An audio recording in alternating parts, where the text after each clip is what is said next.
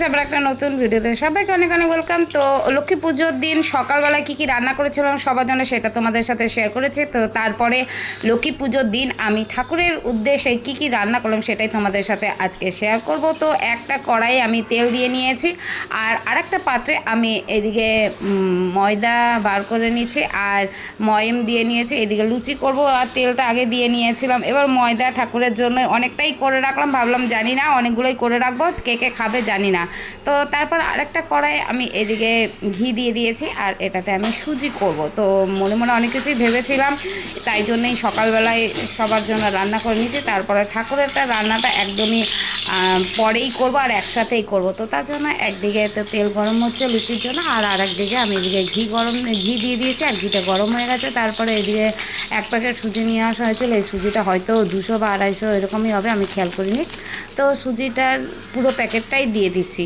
পুরো প্যাকেটটাতে আজকে যতটুকু হবে ততটুকুই ঠাকুরকে দেবো। তো ভালো করেই ঘি দেওয়ার পরে এবার ভালো করে সুজিটা একটু ভাজা ভাজা করে নিতে হবে, লাল লাল করব। আর যেহেতু ঠাকুরের জন্য করব তো তার জন্য একটু খুব ভালো করেই করব, অত তাড়াহুড়ো করব না, যেহেতু ঠাকুরকে দেবো যখন। তো তারপরে ভাজা ভাজা হয়ে যাওয়ার পরে এবার আমি মিষ্টি হিসেবে বাতাসা দিয়েছি, আর সাইডে একটু দেখতেই পাচ্ছ কাজু কিশমিশ দেবো। আর কাজু কিশমিশ দেবো বলে সাইডে রেখে দিয়েছি।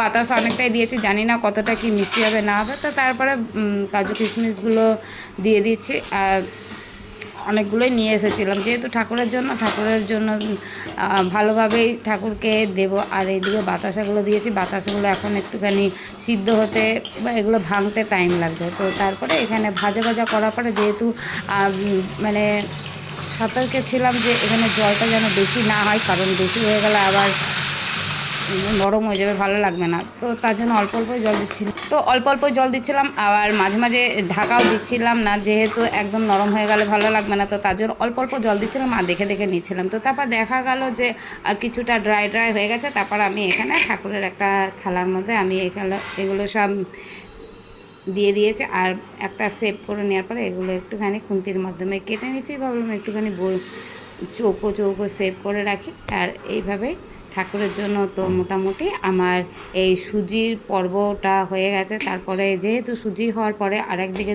দেখতেই পেয়েছিলে যে কড়াইয়ে তেল গরম হচ্ছে, তো ওই দিকটা করব। আর কেউ আমার সাথে সাহায্যও করেনি, তো সবই আমি একাই করেছি। আর যেহেতু ঠাকুরকে আমি পুজো দেবো বলে আমি পুজোটা দেবো, আমার বর অনেকবার বলেছিল যে পুজোটা আমি দিদি, আমি না, যেহেতু লক্ষ্মী পুজো তার জন্য পুজোটা আমিই দেবো। আর পুরো নিজের হাতে যখন করছি তো ঠাকুরকে পুজোটা আমিই দেবো। তো এইদিকে যাই হোক এরকম চৌকো চৌকো সেভ করে নিচ্ছি। আর যেহেতু ঝুরঝুরে ছিল তো তার জন্য মাঝে মাঝে একটুখানি ভেঙেও যাচ্ছিলো। তো আমি চাইছিলাম যাতে এই সুজিটা যেন একদম জমাট থাকে। তো এইদিকে তেল তো অনেকক্ষণ ধরেই গরম হয়ে রয়েছে, যেহেতু একদিকে কাজ করলে লুচির দিকে কাজ করলে অন্যদিকে কাজ করা যাবে না। তো তার জন্য আগেই প্রথমে সুজিটা করে নিচ্ছি, তারপরে এইদিকে লুচিটা করছি। তো মোটামুটি যখন আমি লুচি করছিলাম মোটামুটি সবগুলো লুচি ভালোই ফুলছিল, যেহেতু অনেকক্ষণ ধরে মাখা হয়েছিল তো তার জন্য ভালোই হচ্ছিলো। তো অনেকগুলোই আমি লুচি করে নিয়েছিলাম। তো তাই যাই হোক এইভাবে পরপর অনেক লুচি করে নিয়েছি। এবার লুচি করার পরে এবারে নাড়ু করার পালা। আর নাড়ু ওই বছরে একবারই করি, আর তাও আমার বর অনেক হেল্প করে। তো বর নারকেলটা ছাড়িয়ে দিয়েছিল, আর আন্দাজে গেল বছরে আমার ননদাও একটুখানি পরিমাণ বলেছিল যে গুড়টার পরিমাণ একটা নারকেল উপরে কতটা গুড় দিতে হয়। তো আমি আজকে এবছরে আমি আন্দাজেই করলাম, যতটুকু গুড় ছিল ততটুকুই গুড় দিয়ে নিয়েছিলাম, আর নারকেলটা অল্প একটুই ছিল। তো তারপরে যেহেতু গুড়গুলো ভালো করে নাড়াচাড়া দিতে হবে ভালো করে, যাতে গুড়গুলো গলে যায়। আর সাবধানে করতে হবে, যেহেতু আমি কোনো বছরই করি না, আর বছরে হয়তো একবারই করি, হয়তো দেখা যাচ্ছে নাড়ু হয়তো ভালো হয় না। গেল বছরও মোটামুটি হয়েছিল। তো এই বছরে যেহেতু বছরে একবারই করা হয় তার জন্য এক্সপিরিয়েন্সও থাকে না, যেহেতু ঠাকুরের বলে তার জন্য একটুখানি চেষ্টা করছি যে ভালো করে হোক। তো জানি না কতটা কি হবে, এইটুকুই নারকেল দেখতেই পাচ্ছ। তো তারপরে গুড় যতটা ছিল সবটাই দিয়ে ভালো করে নাড়াচাড়া দিয়ে নিয়েছি। আর যেহেতু রান্না করতে করতে একটু হয়তো এক্সপিরিয়েন্স হয়েছে যে এটা একটু আঠালো ভাব হতে হবে, যেহেতু বিয়ের আগেও অত একটা আমি করতাম না, মা হয়তো করে দিত, হয়তো আমরা শুধু গোল গোল করতাম। তো যেহেতু বিয়ের পরে সবটাই নিজের হাতে করতে হচ্ছে, তো তারপরে বছরে ওই একবারই করি, তো তারপরে ওই জন্য সেইভাবে অতটা অভিজ্ঞতা নেই। তো যাই হোক আন্দাজেই করবো। তো দেখতে পাচ্ছি এখানে অনেকটাই ঘন হয়ে গেছে। তো তারপরে এবার পাখার তলায় নিয়ে চলে আসলাম যাতে একটুখানি টানে, আর তার সাথে সাথে এখানে গরম গরমই গোল করে নিতে হবে। তো তারপরে অনেকক্ষণ গোল করলাম, যেহেতু বেশি তো নারকেল ছিল না, একটাই নারকেল ছিল আর অল্পই ছিল। তো যাই হোক ঠাকুরের জন্য একটা করব। তো মাঝে মাঝে কী হচ্ছিলো, এরকম পাখার তলায় রেখেছি বলে কিছুটা শুকিয়ে যাচ্ছিলো। তো অনেকগুলো মোটামুটি এইভাবে নাড়ু শেপ করার পরে দেখা গেছিলো একবার একটুখানি অনেকটাই শুকিয়ে গেছিলো। তারপর আবার কী করলো, আবার একটুখানি উনুনে দিয়ে গ্যাসে দিয়ে নিয়েছিলাম। তো তারপর মোটামুটি এই এতগুলো নারকেলের নাড়ু হয়েছে, তো ভালোই হয়েছে। যাই হোক তারপরে এবার ভাবলাম তো অনেক কিছু করার পরে এবারে আর একটা কাজ বাকি রয়েছে, যে খইয়ের মধ্যে গুড় দেয়া। তো তারপরে ওই ছোটোবেলায় দেখেছি এক কাকিমার বাড়িতে এরকম লক্ষ্মী পুজো উপলক্ষে অনেক কিছু রান্নাবান্না করতো। তো তার জন্য আমাদের বাড়িতে সেভাবে তেমন একটা হতো না ছোটোবেলায়। তো যেহেতু বিয়ের পরে আমার একটু ইচ্ছা যে নিজের হাতে সব কিছু ঠাকুরের জন্য করব। তো এইভাবে গুড়গুলো জাল দিয়ে নিয়েছি, একটু জল দিয়ে নিয়েছিলাম। ওই তো যেহেতু সেই ছোটোবেলায় দেখেছি কাকিমার বাড়িতে, আমাদের বাড়িতে তেমন একটা হতো না বলে আমি আমার বাড়ির কথা বেশি একটা উল্লেখ করছিও না।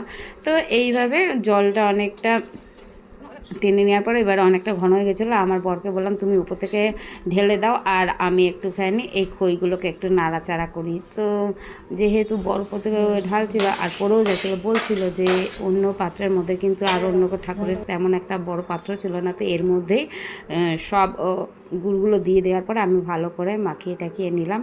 আর এটাই ছিল শেষ ঠাকুরের জন্য রান্না করা। তো এইভাবে দেখতেই পাচ্ছ ভালো করে আমি খইগুলোর সাথে মাখিয়ে নিয়েছি গুড়গুলো। তো ফাইনালি সব খইয়ের সাথে গুড় মাখা হয়ে গেছে। তো এইভাবে মোটামুটি এটাই ছিল লাস্ট। তো তা সবগুলোই আমার ঠাকুরের জন্য রান্নাবান্না করা হয়ে গেছে। তো তারপর কিছুক্ষণ পরে আমি আবার নিজে রেডি হয়ে গেলাম। তো চলো এখন মোটামুটি 8টা 15 বেজে গেছে। সেই সকাল থেকে বাড়ির রান্না, তারপরে ঠাকুরের জন্য কিছু ভেবেছিলাম যে কিছু করব, তো তাই কিছু করা।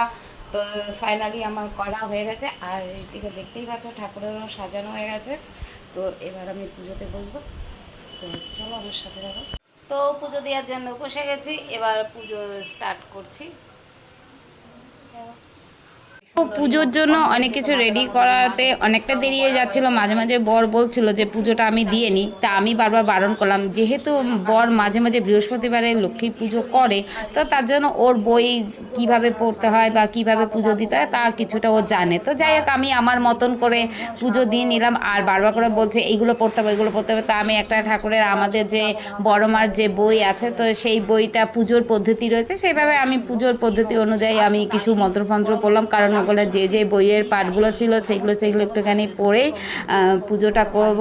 আর দেখা গেল যে সব পুজোতে কিভাবে কি পুজো করতে হয় না করতে হয়, যে সব নিয়মাদি রয়েছে সেইগুলো সব করার পরে দেখা গেলো বেশি আর টাইম লাগলো না। তারপর ভাবলাম যে যেহেতু অল্প টাইমই লাগলো, তাহলে লক্ষ্মীর পাঁচালি পড়া যাক। তো তারপরে লক্ষ্মীর পাঁচালি কিছুটা পড়ে নিলাম। পড়ে নেওয়ার পরে তারপরে একটুখানি যে পঞ্চপ্রদীপ নিয়ে এসে রেডি করে রেখেছিলাম, তো সেগুলো একটু দেখালাম। আর ধূপকাঠি আর পঞ্চপ্রদীপ এভাবে দেখিয়ে নেওয়ার পরে তারপরে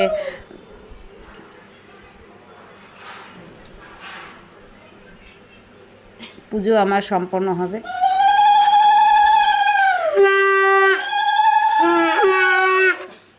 তো ঠাকুরের বইয়ের যে সব মন্ত্রগুলো ছিল সেইগুলো একটু পড়ে নেওয়ার পরে তারপর দেখা গেল সপ্ত হয়ে গেল। এবারে কর্পূরগুলো বেঁচে রয়েছে। তারপরে ভাবলাম যে পঞ্চপ্রদীপের মধ্যে আবার কর্পূরগুলো ধরিয়ে নিই। আর ধরিয়ে নেওয়ার পরেও সেটাও একটুখানি ঠাকুরকে একটু দেখাই।